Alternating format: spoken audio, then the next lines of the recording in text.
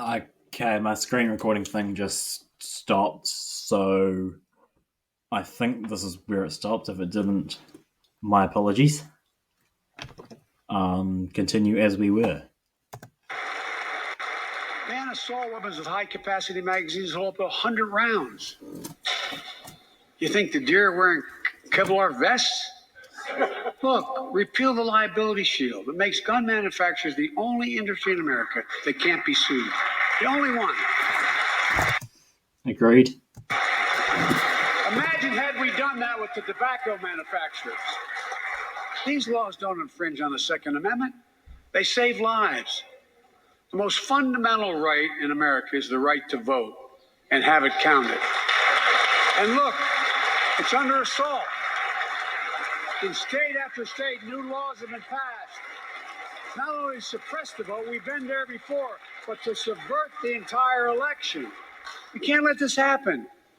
Tonight, I call on the Senate to pass the Freedom to Vote Act, pass the John.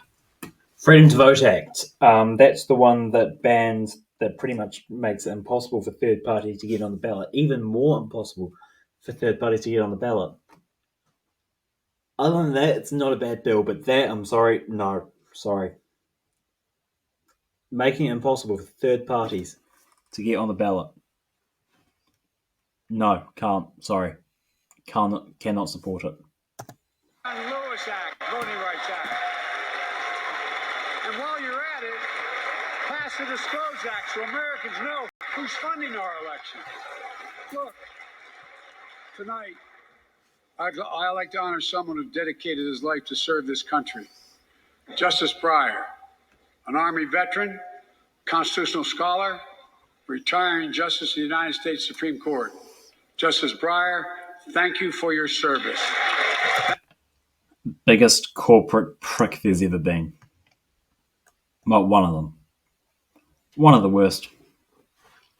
Thank you, thank you, thank you. Mean it. Get up, stand up and see you. Thank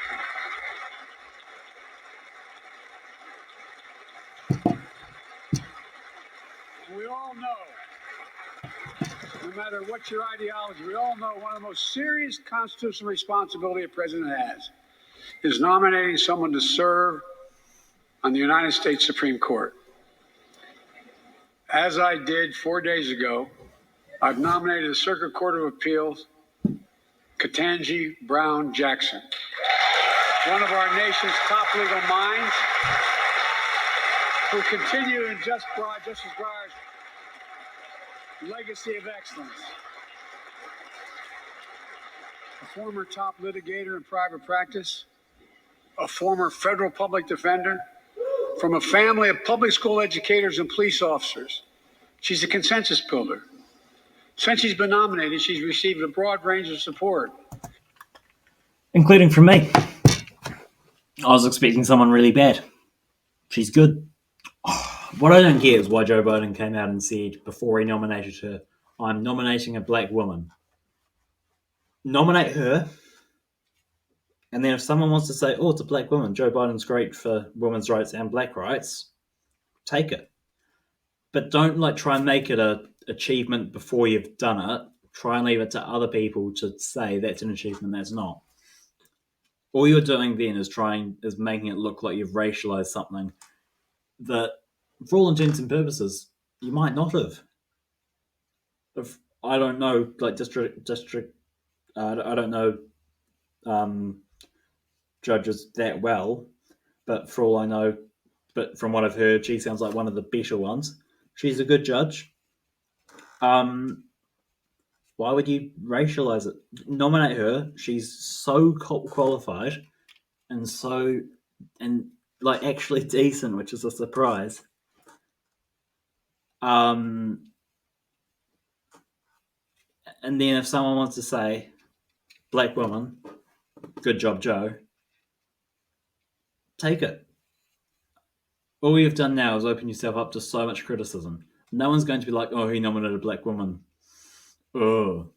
But if you say, before you even started investigating who it's going to be, if you come out and say it's going to be a black woman, people are like, okay, racialized that and he's, I guess, genderized it. All you're doing is opening yourself up to culture war bullshit. Including the Fraternal Order of Police and former judges supported by Democrats and Republicans. Folks, if we're to advance liberty and justice, we need to secure our border and fix the immigration system.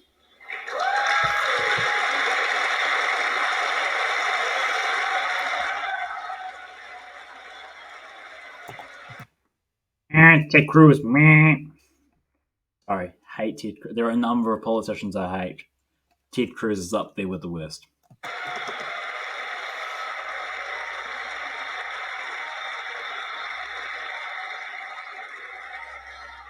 And as you might guess, I think we can do both. So is that Marjorie Taylor Greene chanting out "Build That Wolf"? Oh, God. I don't actually have a massive problem with the wolf, in all fairness, as long as that we massively improve and open up legal immigration, and as long as we give everyone who's currently in the country citizenship, or everyone who isn't there on like a tourist visa. Outside of that, I don't really have a massive problem with securing the border and building a wall. At our border, we've installed new technology like cutting-edge scanners to better detect drug smuggling. We've set up joint patrols with Mexico and Legalize drugs. Guatemala to catch more human traffickers. We're putting in place dedicated immigration judges in a significant larger number so families fleeing persecution and violence can have their cases heard faster and those who don't legitimately hear can be sent back. We're screening, we're securing commitments and supporting partners in South and Central America to host more refugees and secure their own borders. We can do all this while keeping lit the torch of liberty that has led a generation of immigrants to this land, my forebears and many of yours. Provide a pathway to citizenship for dreamers, those with temporary status, farm workers, essential workers. Revise our laws so businesses have workers they need and families don't wait decades to reunite. It's not only the right thing to do, it's economically smart thing to do. That's why the immigration reform is supported by everyone from labor unions to religious leaders to the U.S. Chamber of Commerce. Let's get it done once and for all. Folks,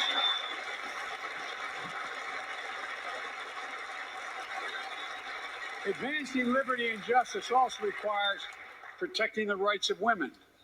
The constitutional right affirmed by Roe v. Wade, standing precedent for half a century, is under attack as never before. If you want to go forward, not backwards, we must protect access to health care, preserve a woman's right to choose, and continue. Yes, make healthcare a right.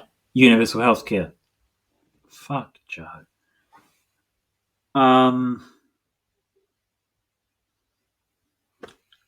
Look, okay. I support abortion. Yeah. Surely they can just like make abortion legal at the federal level and ban states from overturning it effectively. Advance maternal health care for all Americans. And folks, for our LGBTQ plus Americans, let's finally get the Bipartisan Equality Act to my desk. The onslaught of state laws targeting transgender Americans and their families. It's simply wrong. And I've said last year, especially to our younger transgender Americans, I'll always have your back as your president so you can be yourself and reach your God-given potential. Folks,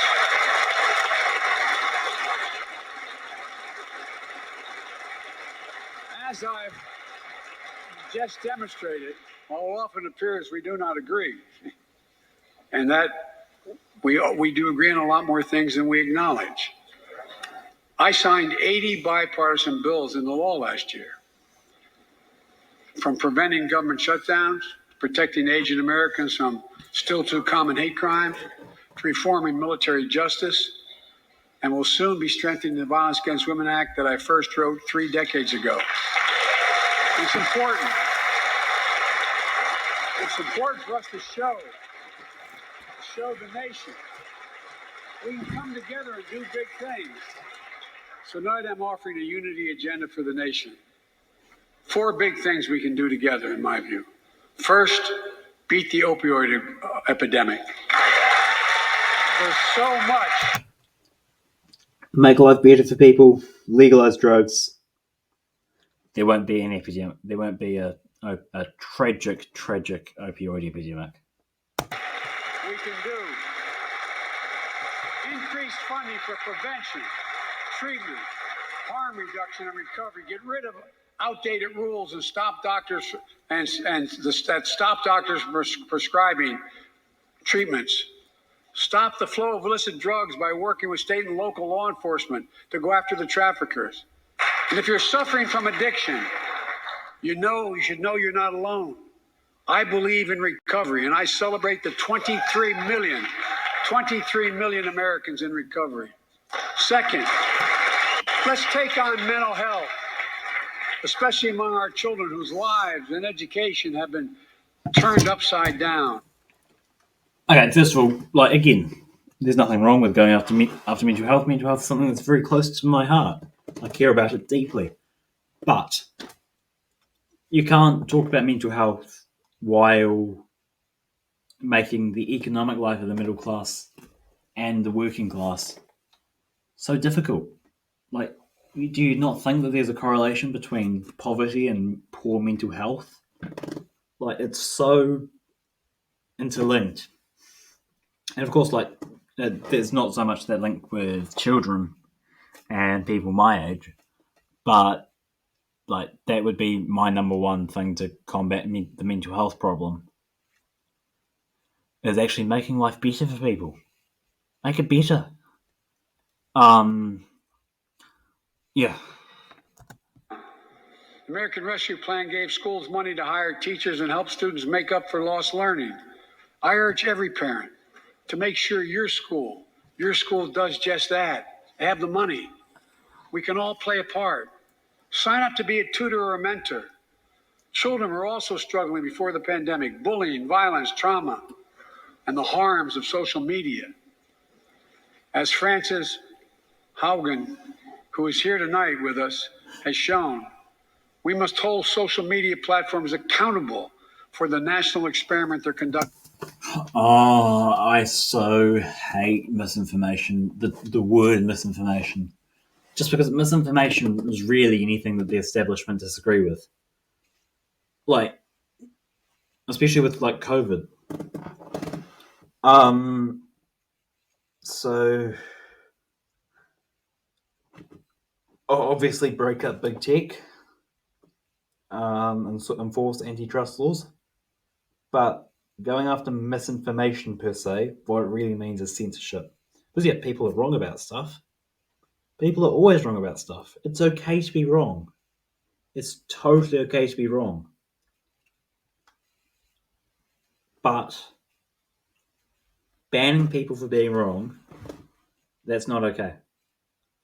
And a lot of times they've banned people for being right. I mean, who fact checks the fact checkers? That's the main problem with misinformation, with going after misinformation per se. On our children for profit.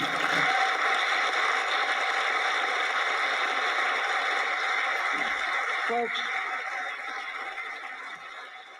thank you. Thank you for the courage you showed. It's time to strengthen privacy protections. Ban targeted advertising to children. Demand all of us. Ban it for all of us. Tech companies stop collecting personal data on our children. All of us, not just children. All of us. And let's get all Americans the mental health services they need. More people can turn for help and full parity between physical and mental health care if we treat it that way in our insurance. So under my version of universal healthcare, my dream version, mental health is of course covered. because I view mental health as an injury of the brain, which can be cured. Mental health problems per se. It's an injury of the brain, just like a broken arm is an injury of the arm. So I would totally be making counseling, therapy free. Yeah. I'd be making antidepressants free. All these things that are so important for mental health, I would be making so widely accessible. Look,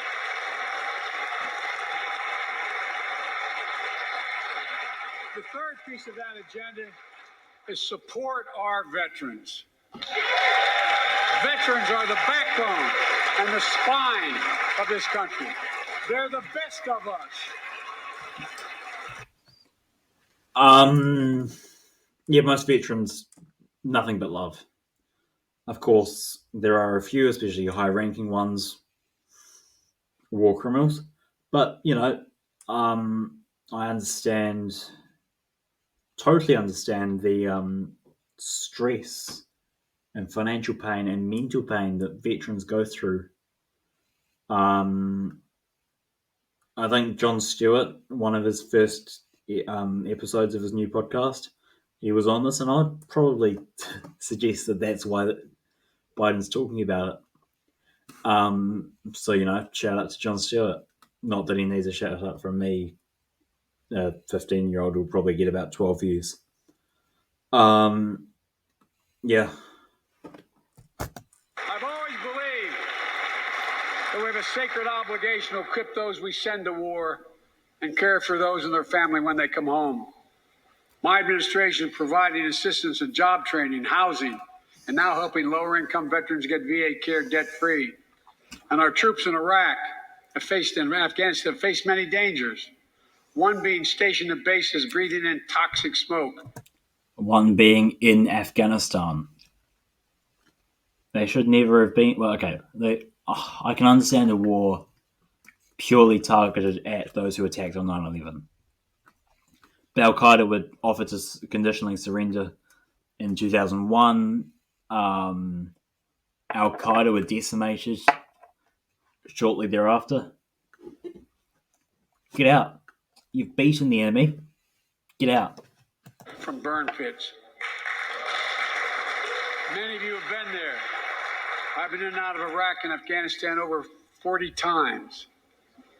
These burn pits that incinerate waste, the waste of war, medical and hazardous material, jet fuel, and so much more. And they come home. Many of the world's fittest and best trained warriors in the world. Never the same. Headaches, numbness, dizziness. A cancer that would put them in a flag draped coffin. I know. One of those soldiers was my son, Major Bo Biden. I don't know for sure if the burn pit that he lived near, that his hooch would. Okay. I think what that person just shouted out, it might have been Marjorie Taylor Greene, was 13 of them in reference to the 13 soldiers who were killed in the bombing at the airport, at Kabul airport.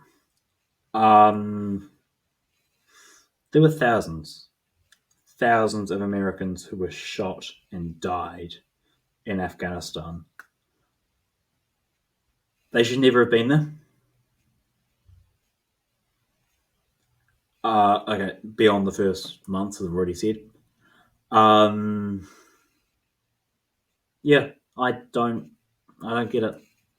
Why? Like, it feels like to me like an attempt to make the withdrawal seem like a total failure. 13 die. Would I rather 13 people die? Which again, horrific. Like, just the pain that their families going through. The fact that 13 young men died. That's horrible. But thousands upon thousands of people dying. That just breaks my heart.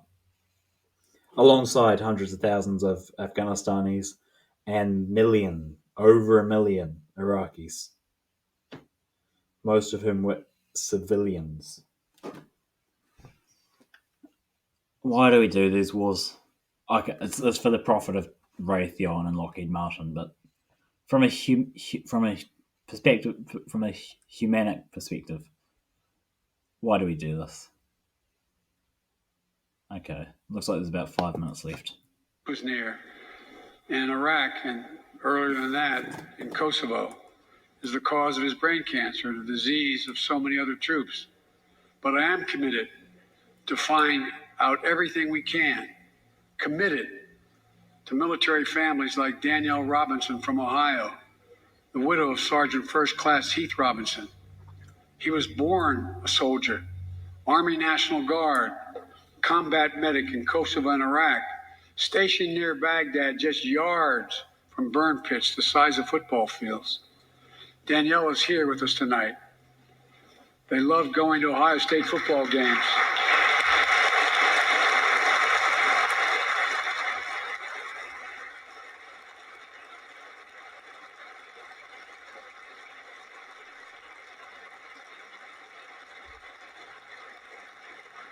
And they love building Legos with their daughter. But cancer from prolonged exposure to burn pits ravaged Heath's lungs and body.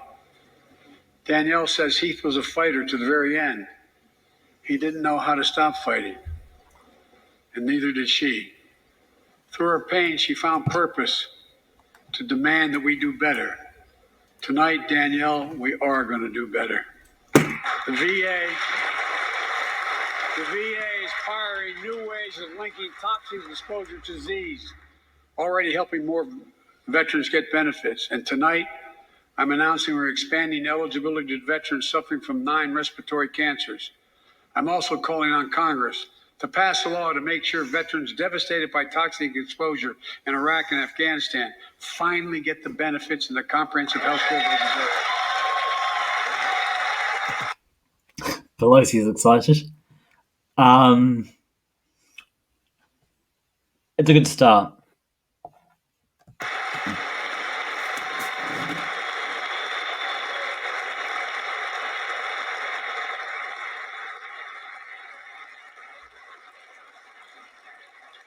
And fourth and last, let's end cancer as we know it.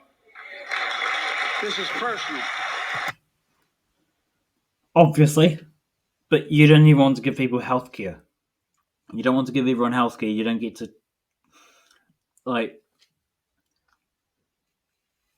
in cancer, but let's not give everyone health care. You've got to be shitting me. Obviously, ends cancer. That's not a difficult thing to want to do, but give everyone health care.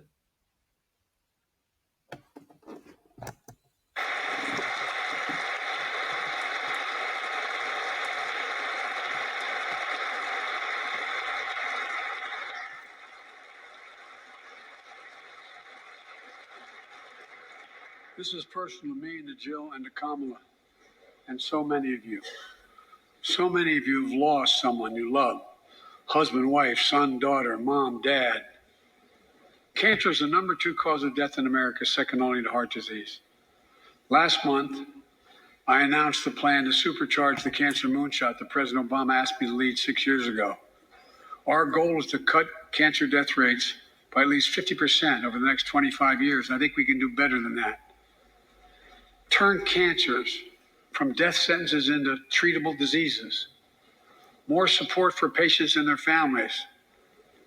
To get there, I call on Congress to fund what I call ARPA-H, Advanced Research Projects Agency for Health.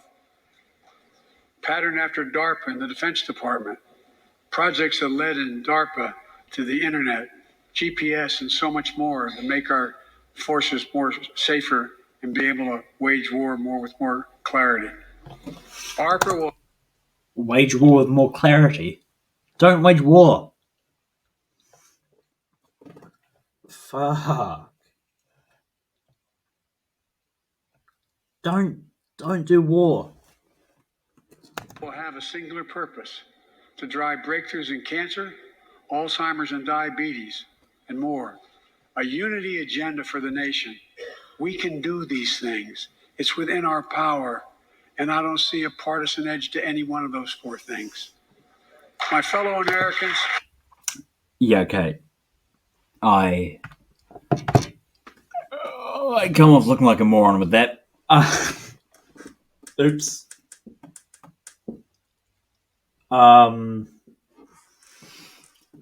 Obviously, wage war on cancer. I was sort of drowned out like my brain stopped working for a minute, and then I zoned back and heard like do war with more clarity, and yeah, sorry, my bad. Tonight, we've gathered in this sacred space, a citadel of democracy, in this capital. Generation after generation of Americans have debated great questions amid great strife and have done great things.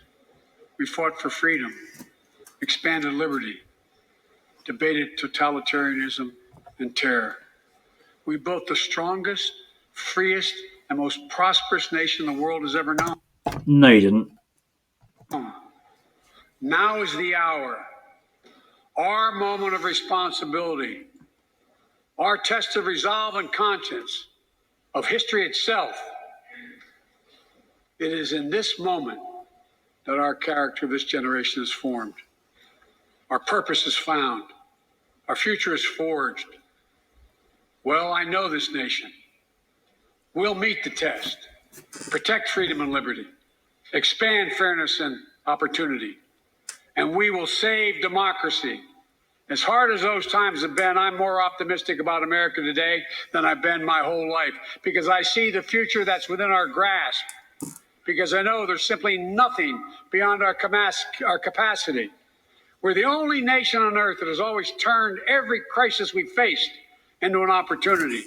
The only You haven't done that, mate.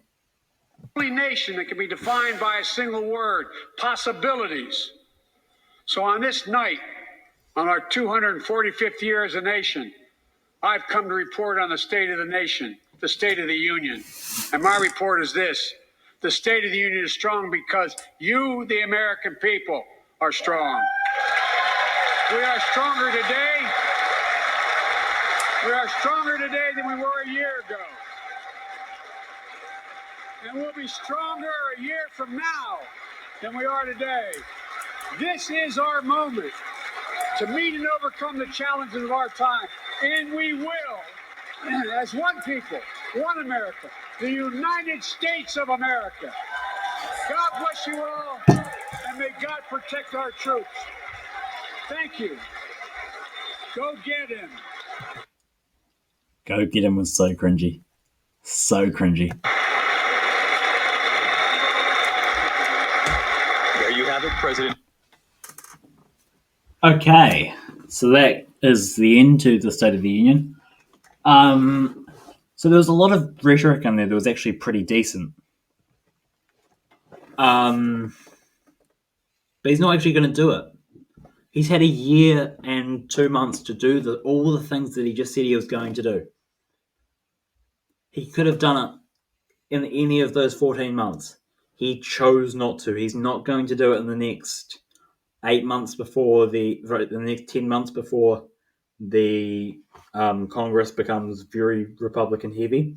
And after that, there's no way he's doing it. So, yeah, there was a lot of decent rhetoric in there. It's not going to happen. Don't feel like you are like we're looking at a president who's turned a corner. He's actually going to do some proper shit. He's not. There was again good rhetoric in there. Universal pre-K. He suggested infrastructure stuff. War on Cancer, which I somehow messed up for actual war. I'm special. I was tired. I'll blame it on that. Yeah. I've seen worse State of the Unions. I've seen better. No, I haven't. I've seen better not because of anything special that Biden. There's not really a whole lot that Biden said in there that I totally disagree with. But again, he's not going to do it.